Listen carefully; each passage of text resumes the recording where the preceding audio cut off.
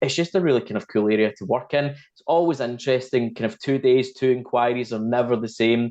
I'm always going back and kind of double checking guidance and triple checking advice because everything is so kind of up in the air sometimes. So it's brilliant for that. Super interesting line of work, and really enjoying it, and hopefully many more years to come. Welcome to the Payroll Podcast, the show that explores the latest insights and innovations in the world of payroll. I'm Nick Day, founder of JGA Recruitment, a specialist global payroll search firm. I'm also a qualified executive coach and a recognized Reward 300 member. And my goal for this show is clear. It's to bring you expert guests and payroll leaders who are driving this industry forward. From cutting-edge technologies and trends to compliance, analytics, automation, leadership strategies, and more, we're going to cover it all on this show to help you to deliver accurate and timely payrolls across your organizations. So let's join together in raising the strategic profile of payroll worldwide. Grab your coffee or your favorite beverage and let's get started. Hello and welcome back to the Payroll Podcast. My name is Nick Day, CEO at JGA Recruitment Group, and we're specialist payroll recruiters. And today I am joined by Gary Henderson, who's manager in the National Minimum Wage team with the People Advisory Services for Ernst Young. And today is all going to be about national minimum wage. Before we jump into that, let me give you some context as to who Gary is, because we've got a real specialist on the show for you today. Gary started his professional life with the HMRC at the tender age of just 16. He started in the debt collection call center part of the business while studying for history and broadcast journalism, which did actually have some relevancy a little bit later on at university. But like everyone who ends up making a career in the civil service, or even in payroll, to be fair, Gary never intended to make his career in the civil service. But here we are, 2015. At the time, Gary then joined the National Minimum Wage Department as an investigator. And you know what? He absolutely loved it. Within a year, Gary was promoted to more complex cases. And after 4 years, he was involved in investigations and casework, and took advantage of his university studies in journalism to move into promoting compliance, where he took on the employer education and engagement portfolio at the HMRC. This included presenting national minimum wage live webinars to over 20,000 employers every year, publishing online guidance, running projects, many of those with outside organizations, basically the carrot to the stick of the usual enforcement work from the HMRC. Gary actually became known, and you may know him already as the voice of national minimum wage. And that's how he likes to be known, listeners. So by all means, if you see him out and about, that's what you need to call him when you do. And you'll find out why during the course of this show. But ultimately, it was such an amazing role for Gary. He really enjoyed it. But in 2022, he decided that he probably took the role as far as he could. So he decided to leave the civil service and joined EY to become part of their dedicated national minimum wage team. And I've invited him today to join me to talk about his work, because he's now helping clients with their national minimum wage compliance. He's helping with national minimum wage strategy, and he's helping clients navigate their way through national minimum wage investigations. National minimum wage is a hot topic for payroll professionals. It's going to be a really good deep dive into national minimum wage. So, Gary, welcome to the show. How are you doing today? What an introduction that was. Thank you very much. I'll need to get you down to speak at my funeral when the day eventually comes as well. That was something else. But no, I'm really happy to be here. Been looking forward to this for a wee while, Nick. So, really glad you've made the time to have me on. That is very rare. I get the voice of national minimum wage on the show, right? This is good stuff. Well, let's start with the first question I ask all my guests, which is this: what does the word payroll mean to you? Yeah, I've listened to quite a few episodes, and I was actually trying to think what I would answer to that, because the first thing that comes to my mind when you talk about payroll is danger. Because when I've been dealing with payroll in the past with my work at HMRC's National Minimum Wage team, and now the payroll people are always the people that we dealt with as part of the investigations. They were always the ones where we had to kind of maybe deliver the bad news that something was going wrong when it came to the national minimum wage, or where those kind of technical issues or trips or pitfalls would always be exposed. So my very limited kind of dealing with the payroll side of the world was always kind of fraught with risk and danger. Well, that's good. Well, it's nice to have a slightly different perspective on it, to be fair. You're not someone who's fallen into payroll, but you've kind of fallen into national minimum wage. You started with the HMRC at the tender age of 16, as I said. So tell the listeners a little bit about your journey into national minimum wage. And Also, you said to me that you absolutely loved it. So tell me a little bit more about that as well. Yeah, no, absolutely. So, where I come from, the city I was kind of brought up in, called East Kilbride, just outside Glasgow, had one of the biggest tax offices, one of the biggest HMRC offices in the entire country. So it was one of those towns where you knew somebody, or you were related to somebody, or you did work for HMRC. Yeah. You worked in the tax office. So my mum, my dad, my sister, my brother-in-law were all civil servants at one point before they retired. So my wife always lets me know how interesting the family dinners were when that was a topic of conversation. But went in there at 16, straight into the kind of fire of debt management call centre, phoning people who've underpaid self-assessment tax credits and trying to claw back money from them. So you can imagine how much fun that was at 16 years old, first job I've ever had. But yeah, I was there kind of right through university, as you mentioned. And then 2015 came, finished university, was looking at a kind of full-time job at that point, and was lucky enough I got picked up on a kind of recruitment drive across HMRC, and happened to just end up in the national minimum wage department. Now, at that time, did not have a clue about national minimum wage. Knew it was a rate, knew nothing else about it, didn't even know HMRC were responsible for enforcing it or anything like that.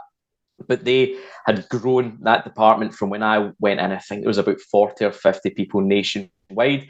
It was all very lo-fi. It was all very low-tech, the investigations that they were doing. And then it exploded over that kind of 2015, 2016 period when I got involved. And it was totally different from anything that I'd ever been involved in HMRC before, because there was such a kind of personal edge to it. It was people's wages, it was people's livelihoods. You were directly dealing with the workers who were complaining. You were directly dealing with the employers. You were kind of the bridge between them. And it was about people's livelihoods and their lives and their wages. So you were kind of stepping away from that almost spreadsheets, numbers, taxes, that sort of side of it. And you were getting a real kind of social hit across the back of the head. It was something people always wanted to talk about. It was something people always wanted to hear more about as well. And it just kind of grabbed us at that point, because you were working as an investigator. You were half detective because you were trying to piece people's stories together. You were interviewing a lot of workers, a lot of employers, and that side of things as well. So there was just so many facets to it as well. Really kind of picked it up. Really enjoyed my job over that couple of years while I was doing the investigating, and kind of were quite happy, staying on the national minimum wage bandwagon as long as I could at that point. You've made it sound exciting. It sounds like something out of a spy movie. You've got problem solving, you're dealing with investigations, but also you're helping people that often are on the breadline, right? And this can make a huge difference to people's lives, and it's important we get it right.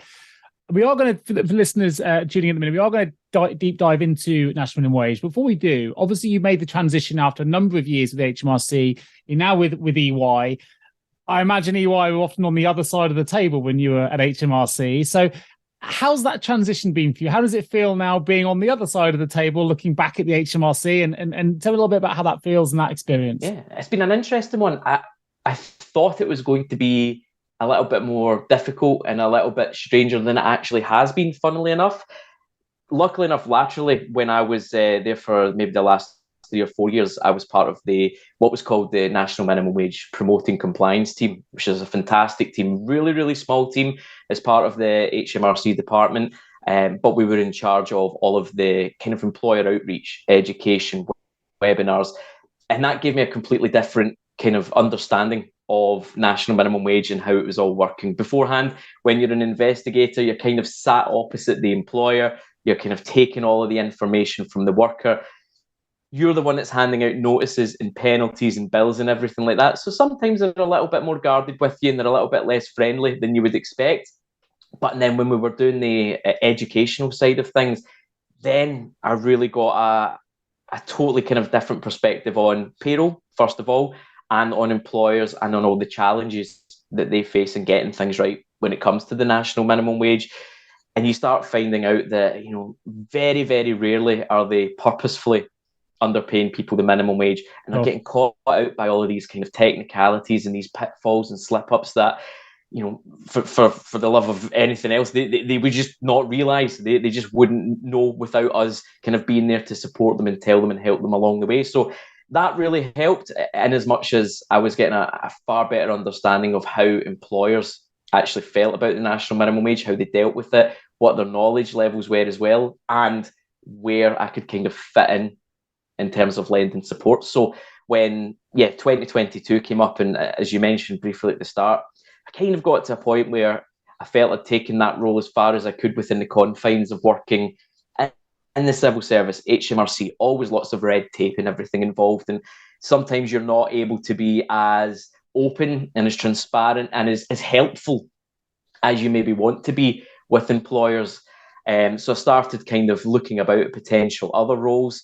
And the option to stay in the civil service would likely have been moving away from minimum wage. And with that, you're kind of throwing away 8 or 9 years of kind of really useful knowledge and experience. So I started maybe looking a little bit more outward and had a couple of great conversations with Jenny Morris, who's the head of the National Minimum Wage team. She did a similar jump 7 or 8 years ago, back in 2015, 2016. And indeed, our entire National Minimum Wage team at EY are all ex-HMRC investigators as well. So I suppose there was a lot of kind of trepidation, a lot of fear of the unknown at my end, but having people that had done similar, that were in the same position as me previously, to kind of talk me through the transition and the differences, it made life a lot easier. Now, we are kind of dealing directly with clients. We're supporting clients in their national minimum wage investigations. So it can be quite a bit funny sometimes, going back to caseworkers that you knew and that you dealt with, and one side of it, and you're kind of on the other side of the table now. But I've had nothing but good and friendly and kind of professional and amicable experiences so far, and kind of long may that continue.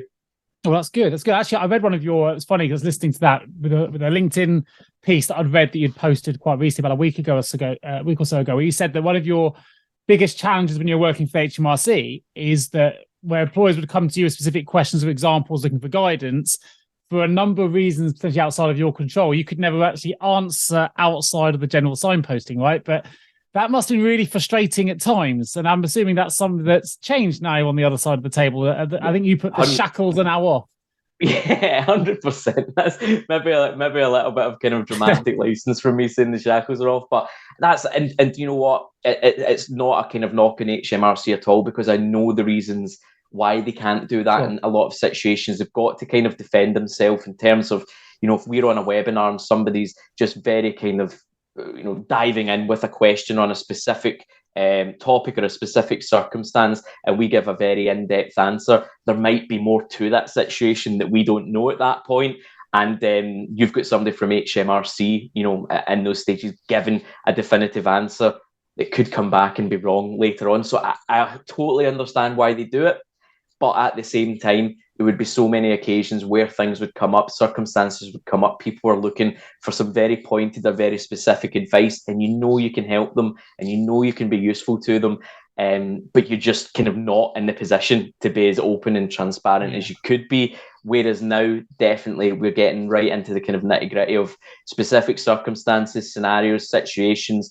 Jenny often says that she's seen everything come up in the last kind of 7 or 8 years, every sort of nook and cranny of national minimum wage that you could imagine. But even yesterday on a call, she had something come up that she'd never covered before as well. So there's just so many different facets and so many different lanes national minimum wage can take you down, that it's very difficult to kind of have catch-all guidance that covers everybody and everything. So that's why we're really lucky where we are, that we can get into these kind of in-depth conversations with clients.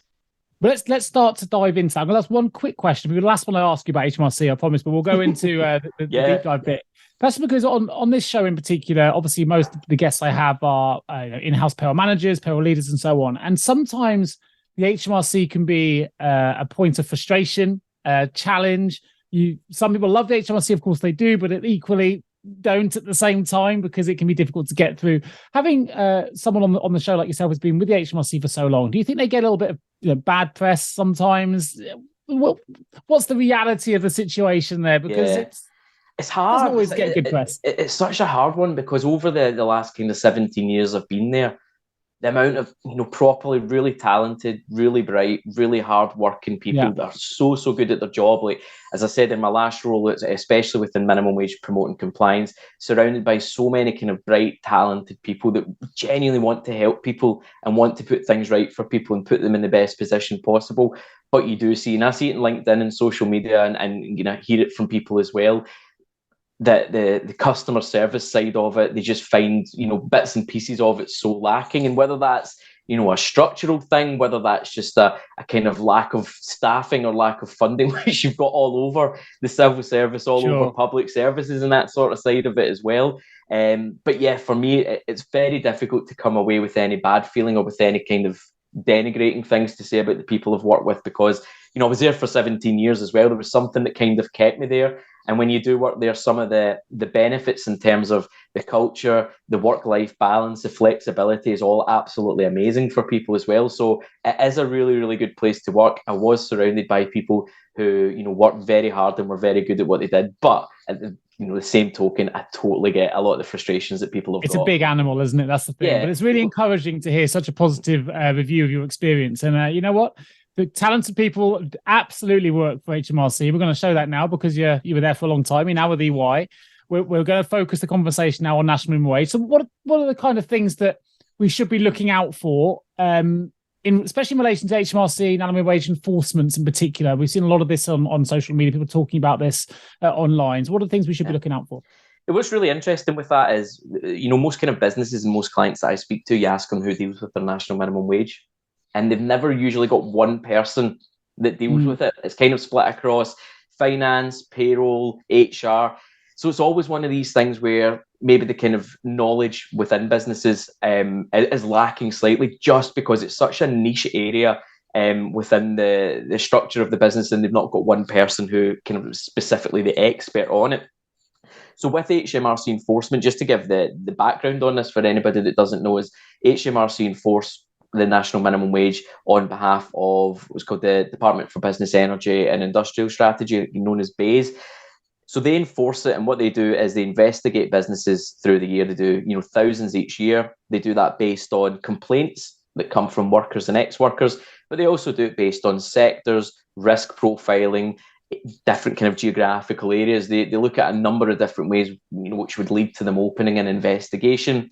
And then if they find, as part of that investigation, that somebody's underpaid the minimum wage, they instruct them to pay back the workers who've been underpaid. But on top of that comes a penalty, which can be up to 200% of their arrears. And also comes with, this is the big kicker that most companies want to avoid, is the public naming side of it. It's one of the only kind of heads of tax, one of the only kind of HMRC tax bracketed things that comes with that public naming warning on the side of it. And companies get named and shamed. And because it's such a social thing and because it's such a hot topic, it always makes the newspapers, it always makes social media, and can really be, properly damaging for a business's reputation. So that's the kind of background of it. But going on to this year, what we're kind of hearing from the HMRC side of it is that they're expanding. They're always expanding the National Minimum Wage Department. As I said, when I started, there was about 50 there. I think it's closer to 500 now. So wow. the numbers, the feet on the ground have expanded so much over the course of the last kind of 8-9 years. And they seem to be concentrating this year a lot on larger businesses. So they have these enforcement teams who look at larger businesses where you've got huge workforces, and a lot of the issues and problems come around technicalities. So it's not maybe the kind of historical national minimum wage problem of a hairdresser down the road's got 3 workers and kind of pays them £5 an hour to sweep hair off the floor and make teas, and they've been underpaid. It's now looking at multinational, huge businesses and looking across entire workforces. So their business and data analytics capabilities are increasing every year as well, and that's just giving them more insight, into these larger businesses. Specifically, we're kind of hearing that they're shifting their approach slightly. Now, they would usually look sectorally at these things, so you would have things like the hospitality industry, you would have the retail industry, and you'd have like things like the manufacturing industry. They would be the kind of main ones we would go back to again and again when I was at HMRC, because that's where all the common failings came about. But what we're hearing this year, and specifically from one area in Belfast at the moment, is that HMRC are looking at a kind of geographical approach to things. So they're picking, certain areas around the country, and they're getting in there for kind of sharp, intense enforcement action in that specific area. So what we've kind of ascertained from our work in Belfast and what clients are saying back to us is they're receiving letters that are offering them national minimum wage health checks. So they're being invited forward to speak to HMRC out with an investigation, which is a slightly new tact from HMRC, to give them a health check on their minimum wage. But kind of crucially, they're also writing to workers. So they're contacting, I think there was thousands and thousands of workers in the Belfast area. I think one of the numbers I heard from another agency was there was 30,000 workers they'd been told in Belfast had been contacted. And what the problem is there is HMRC are kind of duty bound in their service level agreements to action 100% of national minimum wage complaints that come through within 5 days, I think it is. So when these complaints come through, it could be something as simple as, I never got paid last week. I didn't get paid for my pay last week.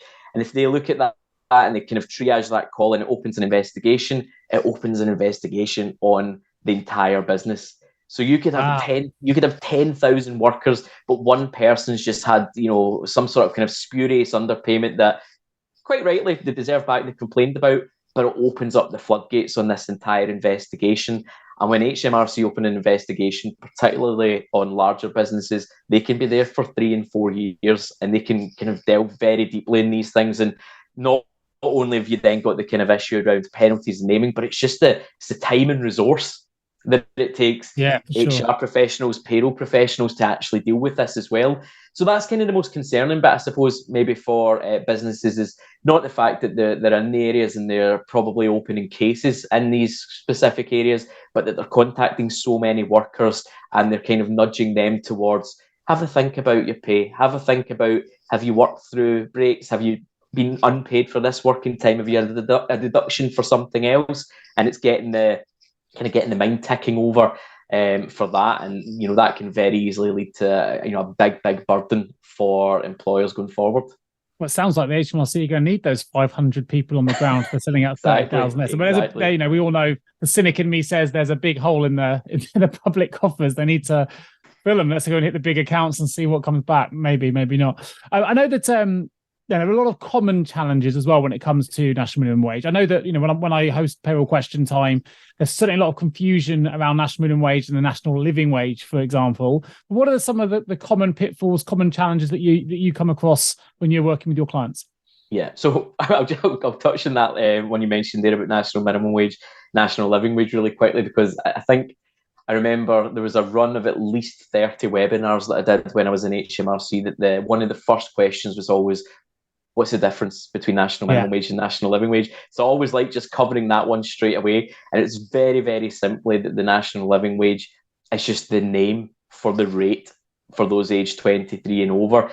So when it got introduced, there was a lot of confusion because you had the real living wage, the national living wage, the national minimum wage, etc., etc. So for minimum wage purposes, just for anybody who maybe doesn't know, is you've got the 5 different minimum wage rates, and the highest one is just for those aged 23 and over, and that's just branded as the national living wage. Still all under the exact same legislation, still kind of covered by the same rules. But that's always one I feel is always worthwhile covering, because I take it for granted so much that it's dead straightforward, but so many people do ask the question.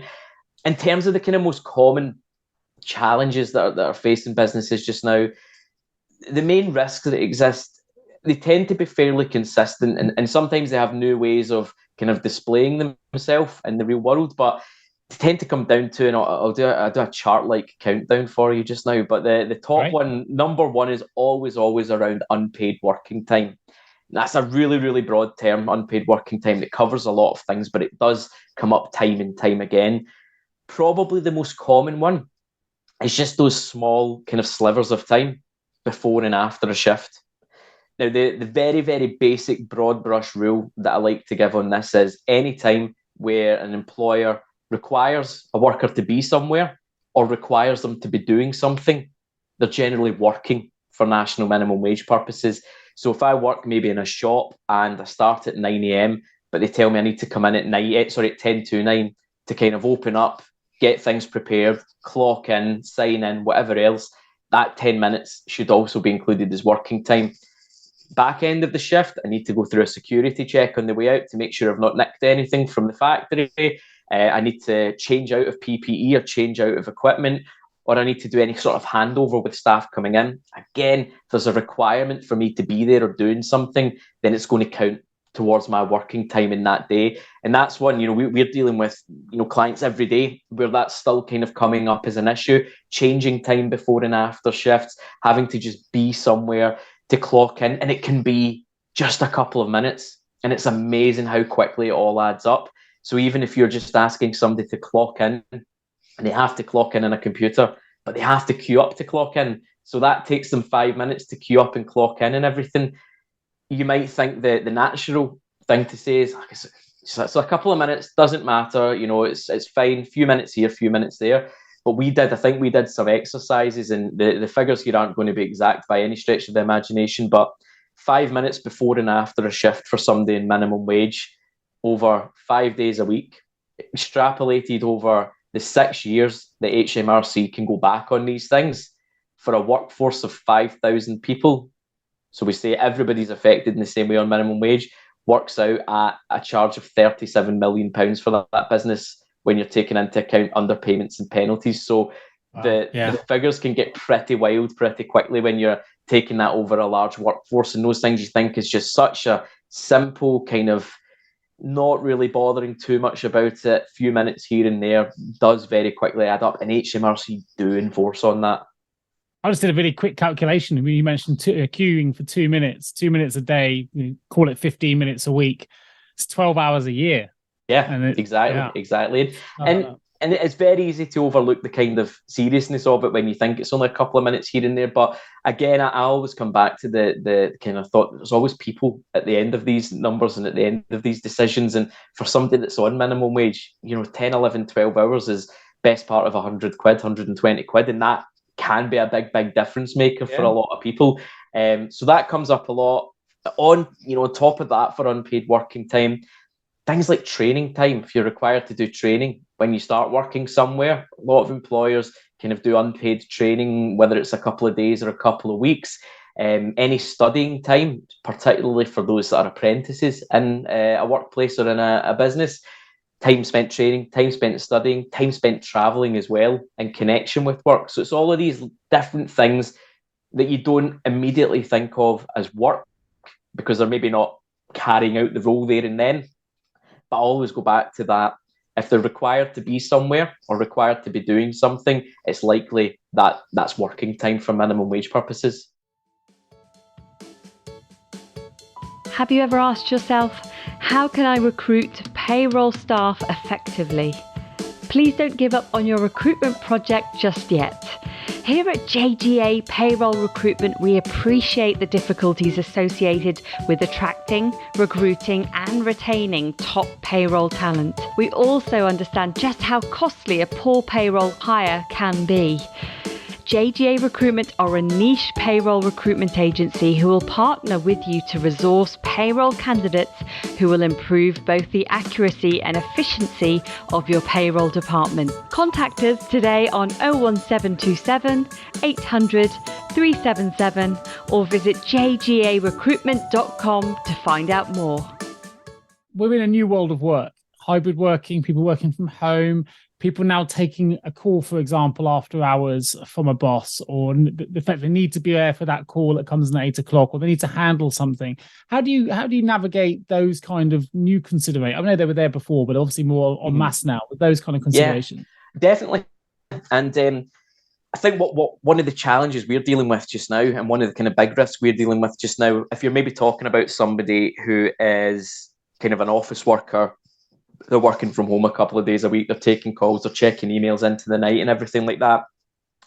First thing to kind of break up here is that there's different types of worker for minimum wage purposes, which makes something that's already complicated even more complicated. So I'm probably not helping much.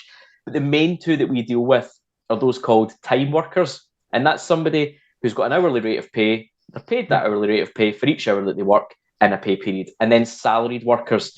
So they're given an annual salary. They've got on their contract ascertainable annualized hours. So that would be breaking down the weekly hours, monthly hours, etc. And they're paid a salary, a basic annual salary on the back of that. The rules are slightly different from those two types of workers. So one of the big risks that we're dealing with at the moment, and just to touch on that because you've kind of prompted it there, is on excess hours for those that are working as salaried workers. So you're getting a lot of contracts for people on salaries. Now, I've got it in my contract as well. You're contracted to work 35 hours a week, but you may be required to work additional hours unpaid as and when the business needs you, which is absolutely fine. That unpaid working time, if you're a salaried worker, so you're on a salary, you try to think of it more as this is an annual thing rather than a month by month thing. So you've got your annual basic hours and you've got your annual pay. So let's just say, for complete argument's sake, I have annual hours of 1,000 hours a year. So my annual basic hours are 1,000 hours a year. That's great if my salary's tied up to that and I work 1,000 hours over the course of the year.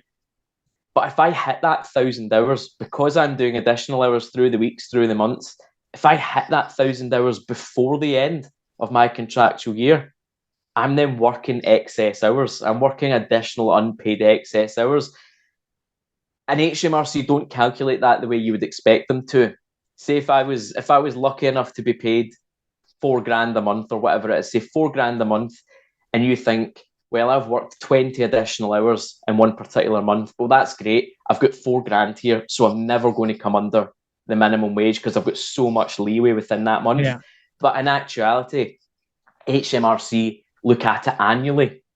So it then becomes a conversation of when I hit my annual hours. So let's say, for argument's sake, I hit my 1,000 hours, but I hit it at the end of month 11, right at the end of my 11th month. So month 12 is sitting there.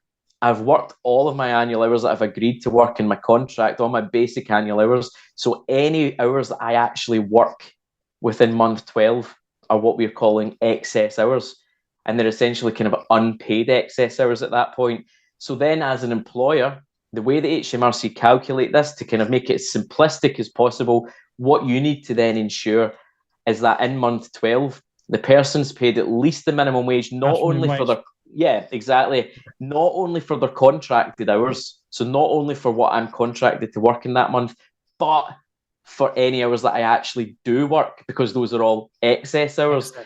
So you can very easily, and we've got loads of kind of examples and calculations if anybody wants to follow up with us, where people on 35k and 40k a year, just due to the fact that they're working excess hours through the year, can be underpaid the minimum wage.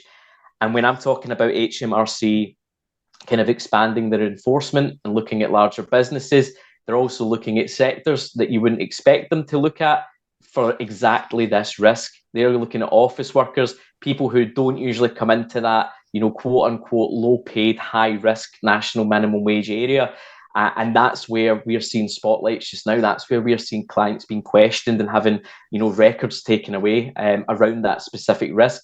It's a hard risk to explain. It's a complex one because the calculation isn't the way you would logically do it, but it's the way HMRC do it. And that's where we are seeing a lot of dropped jaws from employers and clients at the moment. Yeah, I'd say fair play, because I think you've explained that really well. I was certainly, it's dropped for me. I understand it. I was with you to the end there. So I think you've done that. It's about the 50th time I've tried to explain it in the last month, so it's getting better and better each time. You should have heard the first couple of takes, but we're getting there with it. Well, I saw a post that you put on LinkedIn again, which was talking about seeing some of your clients be genuinely wide-eyed, jaw-drop reactions when you try to explain the complexities and the risks around excess hours for salaried workers. And I think you've just kind of covered that really, really well. So I'm glad I asked the question, because it's not easy to understand. But with new 2023 national minimum wage rates being introduced, I think I've seen a lot of clients starting to get nudge letters. We had some of those conversations come up on Payroll Question Time as well. What are the most common inquiries you're now dealing with in relation to the new rates? The new rates are really interesting because it's the biggest jump that there's been on a kind of year-on-year rate. The national living wage rate's going up almost 10%. And what that's then doing, I think I was looking at the Low Pay Commission for 2022, and they'd reckoned that in the last year, before these rates had even been taken into consideration, that there's 100,000 more workers have been underpaid the minimum wage than the year prior. Wow. So what it looks like, it's a lot of people, but interestingly, what it looks like is happening is, so they talk about the coverage of national minimum wage pay. And what they mean by that is the population of the country who are paid at or very, very close to the minimum wage. So they reckoned that there was around 2 million people in that set. But in the last year, it dropped to 1.5 million.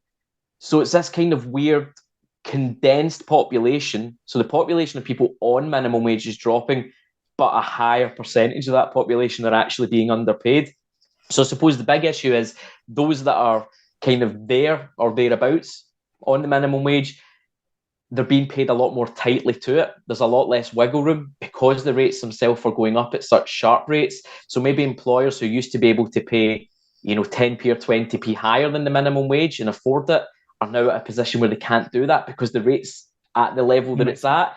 So there's so much less wiggle room. And that's where these things like unpaid working time, like deductions for things like uniforms or tools or equipment, or even literally deductions for admin fees when you're maybe taking off, court order costs or anything like that. Even like £1 or £2 admin fee deductions when somebody's dead on the minimum wage and you've not got that wiggle room can lead to an underpayment. So I think that's one of the biggest complexities and biggest issues that companies have got just now is they've maybe had that wiggle room previously that they've been able to kind of not be as tightly strict on minimum wage measures as they have been, and now they've not really got that anymore. And I guess for those employers, they probably lost a little bit of their, they've probably seen themselves being quite an attractive employer because they were going 20p, 30p over, right? And now they've lost that competitive edge as well. But were you shocked then by the size of, you've got that inside intel from working there as well. Were you shocked by the size of the increase? And is it actually just been a rebalancing? Like you get in the stock markets, every so often they rebalance. So you know what? This has been out for some time. We need to just rebalance it. I don't know.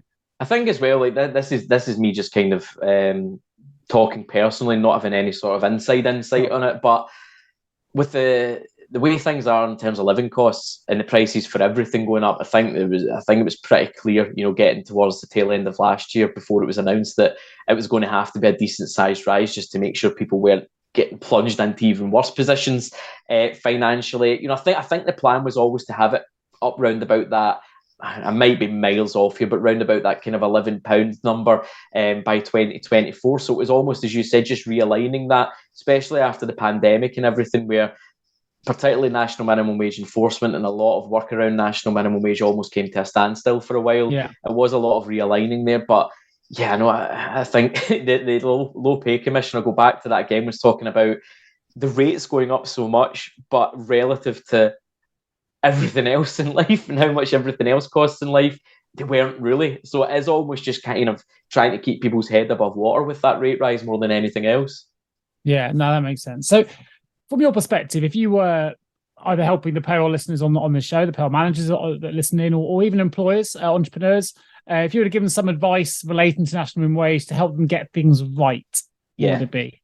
There's a couple of things, couple of really important ones. The first one I always go back to with employers is around just making life as easy for yourself as possible by keeping robust records and having good kind of record keeping practice.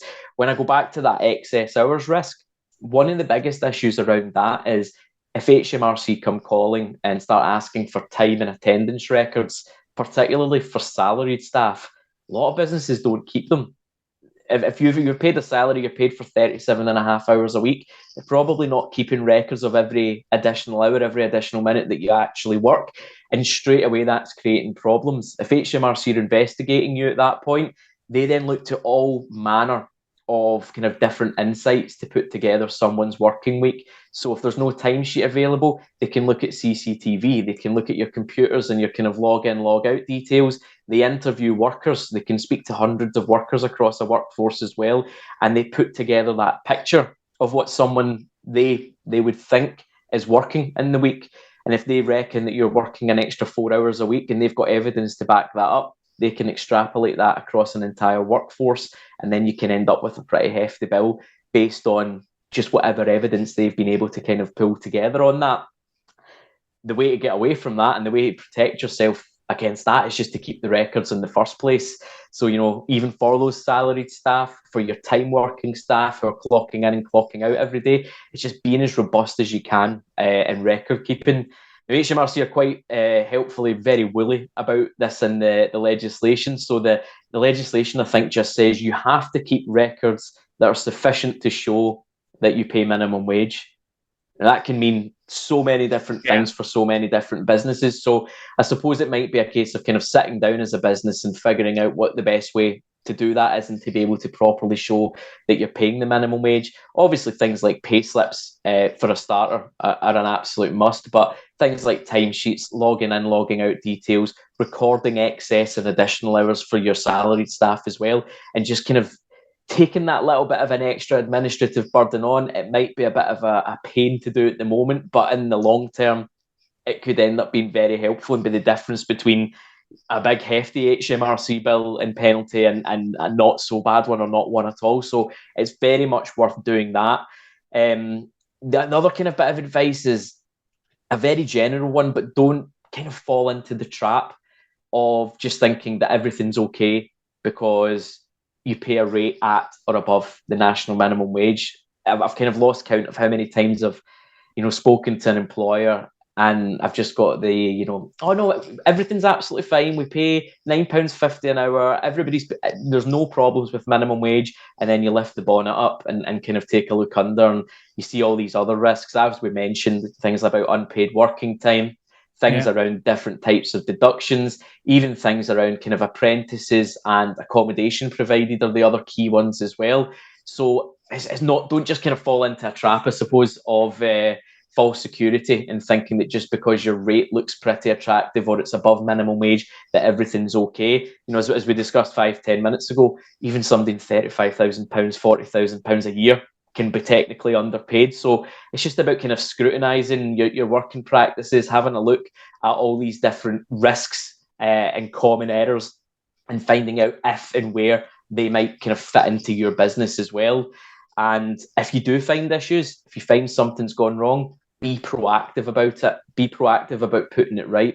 And the big reason there is, if you find a national minimum wage underpayment for any of your staff, but it's outside of an HMRC investigation, so you're not under investigation, if you put that right, you won't be liable to any penalties. You won't be liable for any public naming.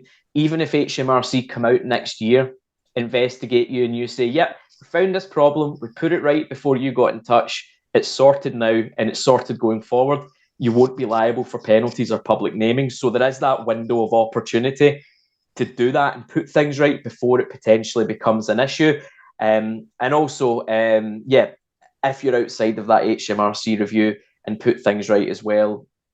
I find the answers fascinating. I'm going to ask might be a silly question, right? But it's popped up into my head. I thought, you know what, we're talking a lot about the liabilities on the employers here, the investigations, HMRC potentially making assumptions if you don't keep that data. And maybe this hasn't, you said, there's very few problems you haven't come across when you've done it for a long time. What about the other way around? If an employee gets a letter, they write back to HMRC saying, I think I've been underpaid. The HMRC comes in, starts the investigation. And for that particular worker, which I'm assuming is where they'd start, they discover that the person has been doing extra hours, but actually in their investigation, they've discovered that the same employee has spent 4 hours of their working day on Amazon or any other website and not actually doing the work that they should be doing. Is that ever taken into consideration? Has it ever gone the other way? I'm just maybe it hasn't, but I'm just interested to know. It's funny, that's a kind of point of consternation that I can always remember having when you were getting kind of canvassing rounds for information from a lot of bodies, a lot of employment bodies and everything. And what was coming back was, people do make complaints, but sometimes the complaints are wrong, or they're just not informed, or they're nonsense. And that does happen. I think only something along the lines of 40 to 45% of the investigations at HMRC Open actually come out with national minimum wage underpayments and issues at the other end. And that's obviously a lot of the supporting that we do at EY for employers, because we are kind of scrutinising, as I would say, what HMRC's maybe opinions are, or what they might think is working time, against what's actually happening. So what you kind of get from employers, and I totally understand this, is a big administrative and there's a big kind of resource burden on a national minimum wage investigation being opened on you. You've got a lot of kind of deadlines to hit, a lot of information that you need to pass back and forward with HMRC, a lot of time on calls and meetings. And yeah, for at least half of them, it all just comes to naught. You're just told, we couldn't find any national minimum wage failings, or based on the information that we've got, you don't seem to be underpaying the minimum wage.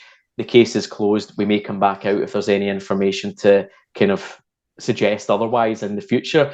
So yeah, I do get that's a point of frustration for businesses where they maybe know that it's fine, or somebody's made a complaint, the person's known to them, it's been a dispute that HMRC have just been dragged into, and they kind of know that they're being dragged into an investigation for their entire business now, based on maybe what could be a personal gripe or something that's happened long before that investigation. So yeah, it is about, as I said, 40% of them do result in underpayments. So it is quite common that we go through that whole process with HMRC and they come out at the end of it with nothing.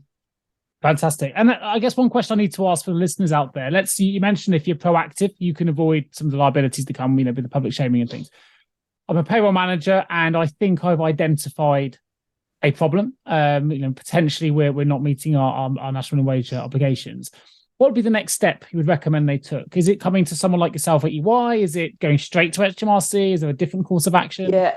Well, the funny thing is, if you identify an underpayment, you're under no legal obligation to contact the HMRC and tell them about it until or unless they open an investigation on you. So, we often think, if there was an underpayment or an area where you'd found potential risks and you highlighted that to HMRC, this is me just personally speaking, but you could be putting yourself under the microscope a little bit and inviting on some unwanted scrutiny at that point.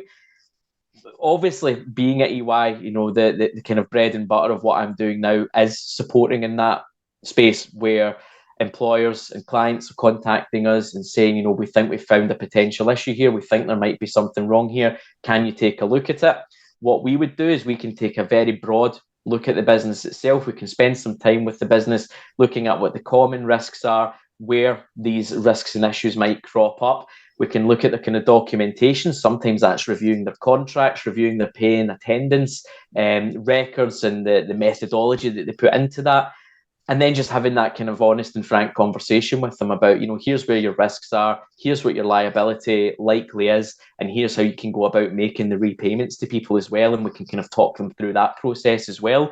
So it's almost like being part of the HMRC investigation, which is why I've hopefully, kind of feel I've taken to it so well, because it is quite similar, but it's a lot more collaborative and it's a lot more transparent and genuinely helpful. And the conversations are a lot more kind of productive as well. You are trying to put things right.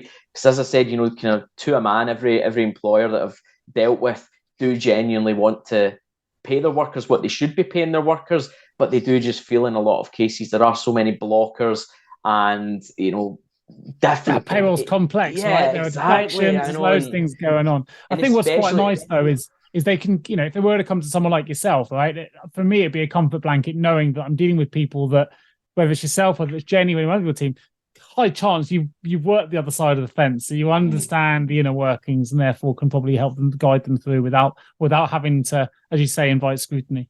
Yeah, and that's the big thing, and I don't want to start sounding like I'm shilling now, but that's the big thing that I think really kind of sets our team apart as well, is all three of us in the kind of dedicated national minimum wage team. We've got 25 plus years of national minimum wage experience between the three of us, and that's split between HMRC and EY as well. I did, as I said, I was a caseworker and did a lot of the employer engagement and education.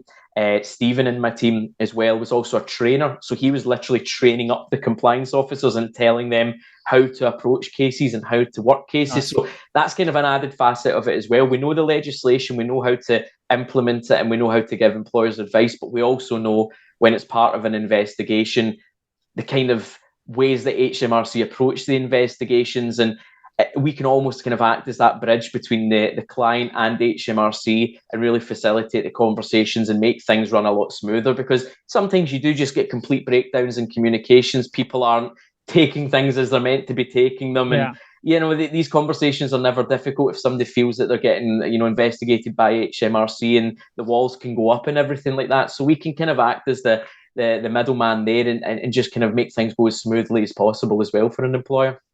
Very nice. So for those interested, by the way, there will be some links in the show notes. If you suddenly think, actually, I need to get in touch with someone like Gary, I've got an issue, you'll be able to do that through the show notes. I'll put Gary's personal email on there for those who want to reach out to Gary as well. So do check the show notes for that. Last question before we open the vault, Gary, which is this. We talked a lot about national minimum wage, but what's the best part for you? You said you absolutely love it. What's the most rewarding part of working in national minimum wage, particularly, I guess, in now you're at EY? I'd love to know what you're... Okay, I'll give you one personal highlight from when I was at HMRC, and it was a bit of a silly one, so I got made fun of quite a lot for it. But I had one worker who worked at a car park and wasn't getting paid properly. His employer was calling him self-employed. He wasn't self-employed. He was a worker, so his pay rate was nowhere near enough. And I think I got him back like £7,000 or £8,000. And he wrote a letter to the Queen. He wrote to Buckingham Palace to talk about me and how we got him the money and everything like that. So I got a letter, came into the office one day, and it was a letter with the royal seal on it. And my manager and the rest of the team were all panicking because they were thinking, what have you done? Why is Buckingham Palace writing to us? And we opened up, and it was a letter of thank you from Buckingham Palace for sorting this guy's national minimum wage inquiry. This is why you're known as the voice of national minimum wage. I know. So it's stuff like that you kind of maybe don't get in other facets of tax and employment tax and everything, where there is such a personal touch to it. You're dealing with people, whether it's the worker or whether it is, I've met so many nice people that work in payroll and HR, and because national minimum wage is so niche, you do feel so appreciated in bringing your kind of knowledge and bringing your experience along it and genuinely making life a little bit easier for them, because I know how stumped people can be and how wound up people can get about the national minimum wage when it's not something they deal with day to day. I get wound up about it and I deal with it every single day, so I know how difficult it can be for people. So it's just really nice, kind of just from a personal level, being of genuine value to people, or actually making people's day a little bit better, making them a little bit less stressed about this issue or this enforcement case. At EY, it's been brilliant so far. I'm only kind of 3 months in, but I've been, pretty shocked at actually how friendly and how positive and how collaborative and how nice everybody's been, and how kind of willing everybody is to work with each other and actually try and I know the EY logo is a better working world, but there's kind of so much truth to that as well. So I've been loving that side of it so far. But yeah, it's just a really kind of cool area to work in. It's always interesting. Kind of 2 days, 2 inquiries are never the same. I'm always going back and kind of double checking guidance and triple checking advice, because everything is so kind of up in the air sometimes. So it's brilliant for that. Super interesting line of work, and really enjoying it, and hopefully many more years to come. I think you've sold it really well, and I'm fortunate. I'm agnostic as well, by the way, for those listening. But I know Jenny Morris, and she's fantastic. So you've got a great team there, and I think you've sold the profession really well. Interestingly, and not remotely related to national minimum wage, but when you started the car park attendant story, it reminded me of I don't know if it's an old wives' sort of tale, whether it's actually existed. But a guy was in one of the zoo car parks and came in with a parking meter and charged everyone every day, and it turned out that the zoo didn't employ him. He just used to rock up, and I don't know if it's story, I'm sure I've seen that on Twitter recently as well. It was doing the rounds as a meme or something, wasn't it? Listen, if that's how you want to make your money, as long as he's getting paid for every hour he's there, I'm quite happy. There you go. I'm quite happy. Well, the good thing is, and you're absolutely right, it's not just the employees who often on the breadline you're helping with that £7,000 or £8,000 that example you gave came back. That could be life-changing for people. But also, as a small business owner myself, you want to get these things right, because a big investigation actually could be the difference for us being able to run our business effectively as well. And we want to get it right.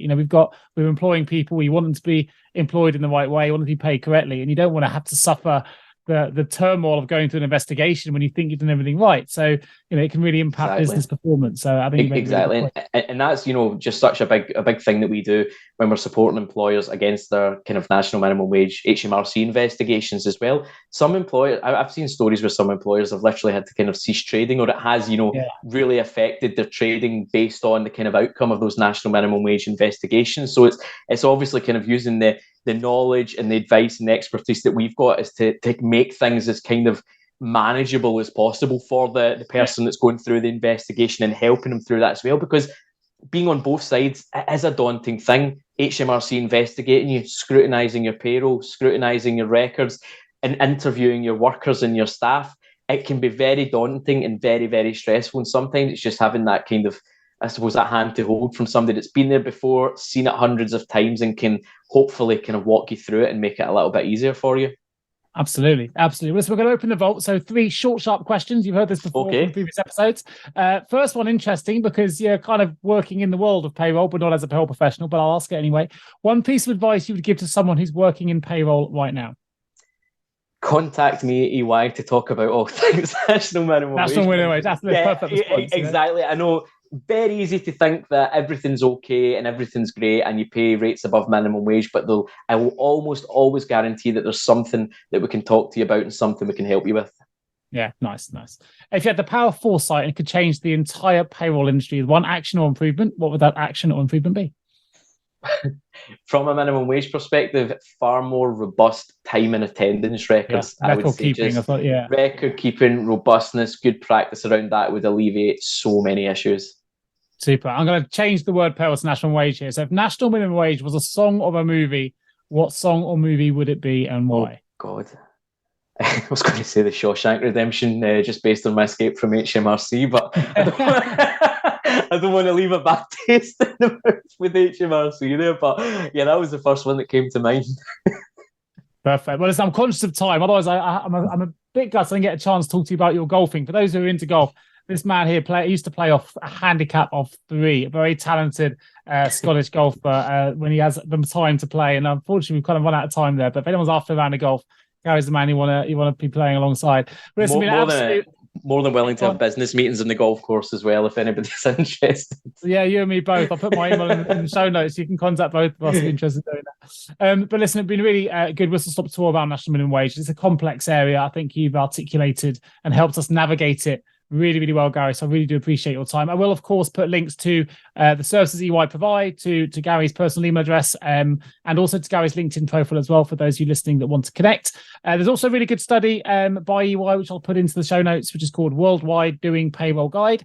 So we'll take a look at that as well if you're interested in other services that they provide. Obviously, EY provide a number of services over and above just national minimum wage in relation to payroll as well. And of course, if you are a payroll leader listening to this show and you need support with a payroll recruitment related vacancy, well, that's my expertise. So do get in touch with myself or any of my wonderful team at jjrecruitment.com. And finally, that link will also be in the show notes. So Gary, huge thank you, the voice of national minimum wage, for joining me today on the Payroll Podcast. And I look forward to bringing you the next episode real soon. Thanks, Gary. Cheers. That's all for this episode of the Payroll Podcast. I hope you enjoyed our discussion today and gained valuable insights and inspiration to advance your payroll career or your payroll operation. If you haven't already, please do subscribe to the show so you never miss a future episode. And if you found this podcast helpful, please take a moment to leave us a little review on your preferred podcast platform. It's your feedback that really helps me to improve the show and, of course, attract new listeners so we can continue to raise the profile of the payroll industry for all. Finally, if you know anyone who could benefit from this Payroll Podcast, please do share it with them. Let's spread the word and build a vibrant community of payroll professionals worldwide. Thank you, of course, for listening. My name is Nick Day. Please do look me up on LinkedIn and send me a connection request. In the meantime, I look forward to being with you again on the next episode of the Payroll Podcast real soon.